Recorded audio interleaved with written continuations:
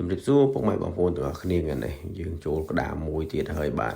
ហើយបន្ទាប់ពីធ្វើក្តាមមួយនោះមកភ្ញៀវក៏ចិត្តក៏ចង់ឲ្យធ្វើឲ្យមួយទៀតខ្ចប់ទៅផ្ទះបាទលើកនេះបាទបងប្អូន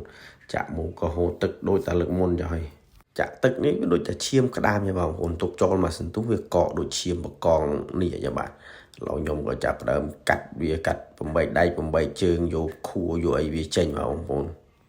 ក្តាមនេះក៏ទម្ងន់វាប្រហែលជាជិតចូល4គីឡូបាទបងប្អូន3គីឡូជាងជិត4ហើយខ្ញុំក៏កាត់ជាដុំហើយលាងឲ្យស្អាតហើយដាក់ចូលចំហុយដូចតែរើដងបាទហើយចំហុយនេះដែរខ្ញុំក៏កាត់បន្ថយនាទីចេញប្រហែលជា1នាទីបាទដើម្បីឲ្យសាច់វាកាន់តែណែនបាទពួកយើងយកទៅឆាបាយមួយទៀតបាទបងប្អូន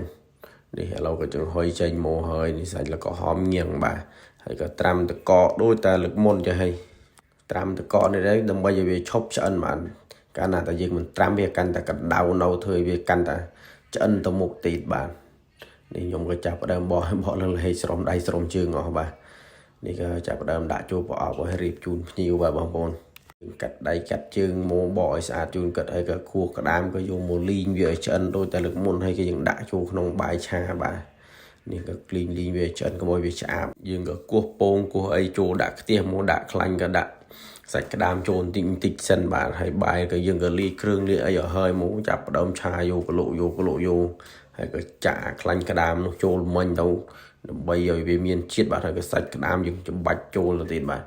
ហើយក៏ចេញមកហើយបាទឆាហើយចាក់ចូលប្រអប់បាទដើម្បីខ្ចប់ជូនភ្ញៀវពិសេសបាទបងប្អូនក៏អរគុណភ្ញៀវធំមែនទែនបាទថ្ងៃនេះគិតមើលឃើញវីដេអូខ្ញុំផុសលើកមុនក្តាមក៏គិតក៏មកនេះក៏ចង់បានទឹកជ្រលក់ seafood មួយទៀតបាទទឹកត្រីកោះកុងហើយបើខ្ញុំកិនឡើងខ្ទេចបាទបងប្អូនខ្ញុំបានបុកទេបាទលើនេះកិនឲ្យម៉ត់ដែលវាត្រូវគ្នាជាមួយនឹងសាច់ក្តាមនេះនិយាយពីដាក់មកជ្រលក់វិញហ្នឹងអាមួយដឹងមួយបាទរៀងហិលបន្តិចដែរបាទហើយក៏អរគុណបងប្អូនទាំងអស់គ្នាមែនទែនបាទដែលបានទស្សនាវីដេអូនេះបាទហើយក្តាមនេះក៏ធំមែនទែនបាទ